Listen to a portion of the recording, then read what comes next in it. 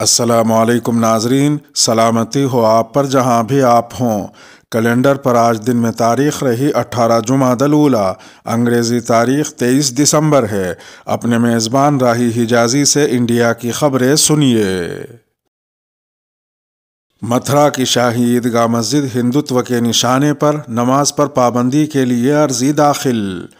منگل کو متھرا ضلع کی ایک عدالت میں اس بات پر عرضی داخل کی گئی ہے کہ متھرا کی شاہی عیدگاہ مسجد میں نماز پر پابندی لگائی جائے۔ گروگرام میں کھلے میں نماز کو لے کر تنازع ابھی جاری ہی ہے کہ اب متھرا میں شاہی عیدگاہ مسجد میں نماز پڑھے جانے پر ہندو تنظیموں نے سخت اعتراض کیا ہے اور اس پر روک لگانے کے لیے عدالت میں عرضی داخل کی ہے۔ عدالت میں یہ عرضی کرشنا جنم بھومی مکتی آندولن کمیٹی کی جانب سے دی گئی ہے۔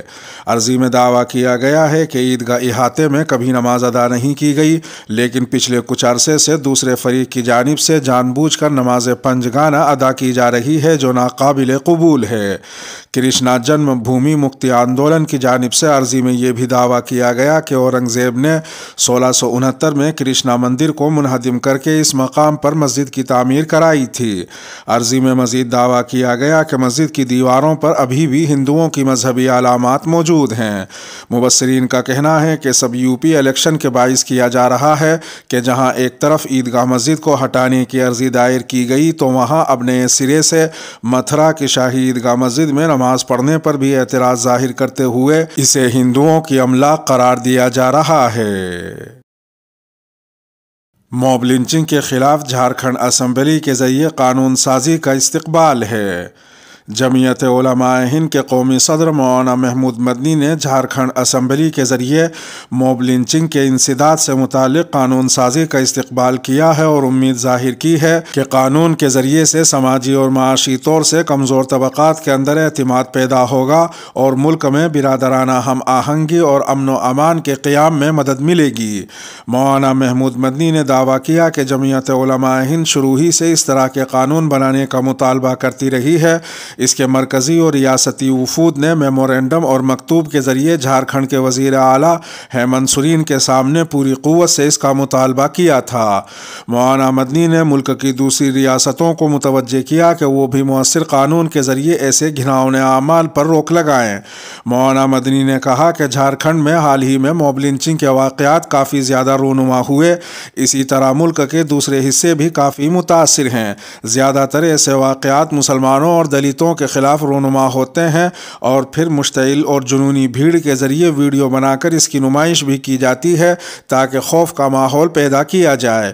متاثرہ کمیونٹی کے ارکان محسوس کرتے ہیں کہ انہیں کسی بھی وقت اور کہیں بھی تشدد کا نشانہ بنایا جا سکتا ہے۔ مولانا مدنی نے یہ بھی کہا کہ جمعیت علماء ہند اسلاموفوبیا، نفرت اور پرتشدد ہجومی حملے کے خلاف ملک کے آئین کے دائرے میں جدوجہد کر رہی ہے اور اسے ملک کی حفاظت اور ترقی کے تناظر میں نہایت ضروری سمجھتی ہے۔ انہوں نے کہا کہ جن ریاستوں میں موب لنچنگ کے خلاف قانون بنا ہے ان کو اس قانون کا نفاذ حقیقی بنانا چاہیے، جس میں بالخصوص پولیس انتظامیہ اور سرکاری جواب دہی کو یقینی بنایا گیا ہو۔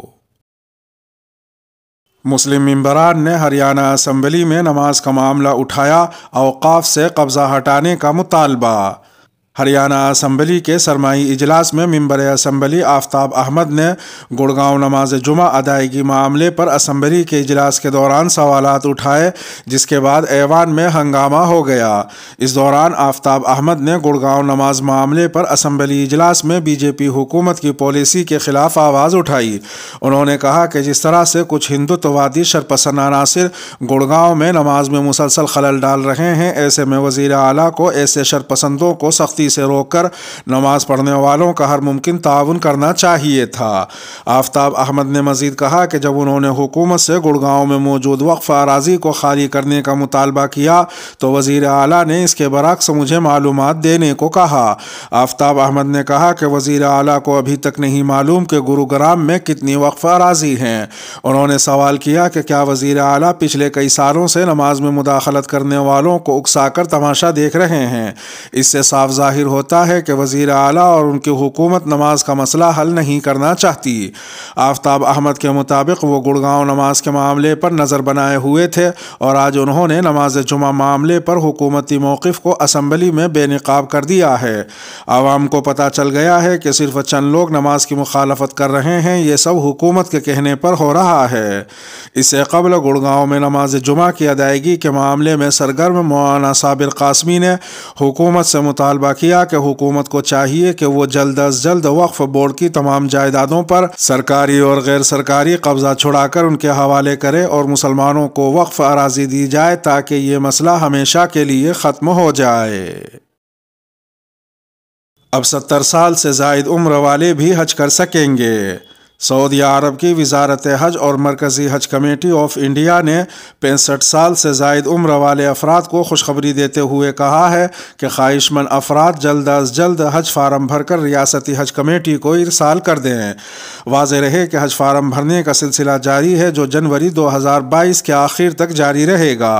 70 سال یا اس سے زائد عمر کے عازمین کے لیے یہ ضروری ہوگا کہ وہ اپنے ساتھ ایک معاون کو لے کر جائیں تاکہ دوران حج مناسک حج کی ادائیگی میں ان کو آسانی ہو۔ انہوں نے بتایا کہ حج 2022 کے لیے ویکسین کا سرٹیفکیٹ ہونا لازمی ہے۔ اس کے علاوہ بینک اکاؤنٹ کی کاپی، آدھار کارڈ، پاسپورٹ کی فوٹو کاپی، بلڈ گروپ اور رنگین فوٹو کے ساتھ ایک کینسل چیک عازمین حج کو دینا ہوگا۔ دھرم سنسد میں اقلیتوں اور مسلمانوں کے خلاف زہر میں بجھی تقریریں۔ ہریدوار میں 3 دن تک جاری رہنے والی دھرم سنسد میں اقلیتوں بالخصوص مسلمانوں کے خلاف نفرت انگیز اشتعال انگیز بیانات دیے گئے ہیں۔ دھرم سنسد میں سادھو سنتوں کے ساتھ ساتھ ہی ہندو تنظیموں سے وابستہ لوگوں نے بھی بڑی تعداد میں شرکت کی۔ اس پروگرام میں B J P leader Ashwini Upadhyay اور آدتیہ تیاگی بھی موجود تھے۔ ہندو رکشا سینا کے صدر پربودھانند گری نے دھرم سنسد میں کہا کہ ہمیں تیاری کرنی ہے۔ انہوں نے کہا کہ میانمار میں ہندوؤں کا قتل کیا گیا، دہلی کے بارڈر پر بھی ہندوؤں کا قتل ہوا، اب زیادہ وقت نہیں بچا ہے، یا تو آپ بھی مرنے کے لیے تیار ہو جائیں یا پھر مارنے کے لیے، اس کے علاوہ کوئی دوسرا راستہ نہیں ہے۔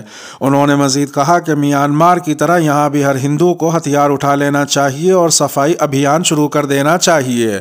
مسلمانوں کے خلاف اشتعال انگیز بیان دینے والے یتی نرسنگھانند سرسوتی نے اس پروگرام میں کہا کہ زیادہ سے زیادہ بچے اور بہترین ہتھیار ہی ہندوؤں کو بچا سکتے ہیں۔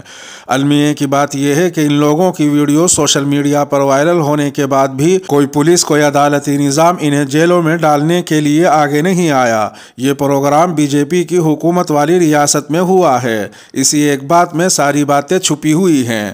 جنونی ہندو تنظیموں کی یہ نفرت نہ صرف مسلمانوں اور عیسائیوں کے خلاف ہے بلکہ ان لوگوں کے خلاف بھی ہے جو ہندوؤں میں ان خیالات سے مختلف خیالات رکھتے ہیں۔ دربار منہ کی روایت ختم کر کے جموں کے تاجروں کے پیٹ میں چھرا گھونپا گیا۔ پی ڈی پی کی صدر اور سابق وزیر اعلیٰ محبوبہ مفتی کا کہنا ہے کہ دفعہ 370 کی بحالی کی خاطر جموں اور کشمیر کے لوگوں کے درمیان اتحاد و اتفاق ناگزیر بن گیا ہے۔ انہوں نے کہا کہ دربار منہ کی روایت کو ختم کر کے جموں کے تاجروں کے پیٹ میں چھرا گھونپ دیا گیا۔ ان باتوں کا اظہار محبوبہ مفتی نے جموں میں ایک عوامی اجتماع سے خطاب کے دوران کیا۔ محبوبہ مفتی نے بتایا کہ سال 2014 میں جب پی ڈی پی نے چناؤ جیتا تو ہم نے یہ سوچ کر بھاجپا کے ساتھ ہاتھ ملایا کہ دونوں خطے کے لوگوں کے درمیان دوریوں کو کم کیا جا سکے، لیکن آج ہمیں ٹکڑے ٹکڑے گینگ کہا جاتا ہے۔ ان کے مطابق بھاجپا نے ہماری جمہوریت کے ساتھ ساتھ آئین کو بھی ختم کیا اور جموں کشمیر کو ایک لیبارٹری کے طور پر استعمال میں لایا جا رہا ہے۔ دوران خطاب محبوبہ مفتی نے یہ بھی کہا کہ پاکستان میں ایک سری لنکائی شہری کے ساتھ لنچنگ کا واقعہ پیش آیا تو وہاں کے وزیر اعظم عمران خان نے اس کی مذمت کی، لیکن افسوس کے ساتھ کہنا پڑ رہا ہے کہ ہمارے ملک میں آئے روز لنچنگ کے واقعات رونما ہو رہے ہیں اور یہاں موب لنچنگ میں ملوث لوگوں کو ہار پہنائے جاتے ہیں۔ محبوبہ مفتی نے کہا کہ بی جے پی نے جموں صوبے کے لوگوں کو بھی کچھ نہیں دیا، دربار منہ کی روایت کو ختم کر کے جموں تاجروں کے پیٹ میں چھرا گھونپ دیا گیا۔ انہوں نے کہا کہ دربار منہ کے ذریعے کشمیر کے لوگ جموں آتے اور جموں کے لوگوں کے ساتھ گھل مل جاتے تھے، لیکن بھاجپا نے ڈوگرا اور کشمیریوں کے رشتوں کو بھی ختم کیا ہے۔ دفعہ 370 پر بات کرتے ہوئے محبوبہ مفتی نے کہا کہ اس قانون کے خاتمے کے بعد جموں کشمیر میں مہنگائی میں غیر معمولی اضافہ ہوا۔ بے روزگاری کی شرح ملک کی دیگر ریاستوں کے مقابلے میں سب سے زیادہ ہوئی۔ انہوں نے کہا کہ 370 کو ہٹا کر بھاجپا یہاں پر ملک کی دیگر ریاستوں کے شہریوں کو نوکری اور اراضی فراہم کرنا چاہتی تھی۔ ان کے مطابق آج کشمیر کے لوگ ملک کے خلاف کیوں بول رہے ہیں، اس کی سب سے بڑی وجہ بھاجپا کی عوام مخالف پالیسیاں ہیں۔ انہوں نے کہا کہ جموں کشمیر کے لوگوں نے شرائط کی بنیاد پر ہی بھارت کے ساتھ الحاق کیا تھا اور اس قانون کو صرف اور صرف اسمبلی کے ذریعے ہی کالعدم قرار دیا جا سکتا ہے۔ محبوبہ مفتی کے مطابق 370 کی بحالی کے لیے جموں کشمیر کے لوگوں کو متحد ہونا پڑے گا، تبھی بھاجپا سود سمیت کشمیریوں کو 370 واپس کرے گی۔ محبوبہ مفتی نے مزید کہا کہ جس طرح سے انہوں نے کسانوں سے معافی مانگی، اسی طرح بھاجپا جموں کشمیر کے لوگوں سے بھی معافی مانگ کر اس قانون کو واپس کرے گی۔ اس کے ساتھ ہی خبروں کا اختتام ہوا۔ ویڈیو کو آخر تک ملاحظہ فرمانے پر شکریہ۔ اپنے میزبان راہی حجازی کو دیجیے اجازت۔ سلامتی ہو آپ پر جہاں بھی آپ ہوں۔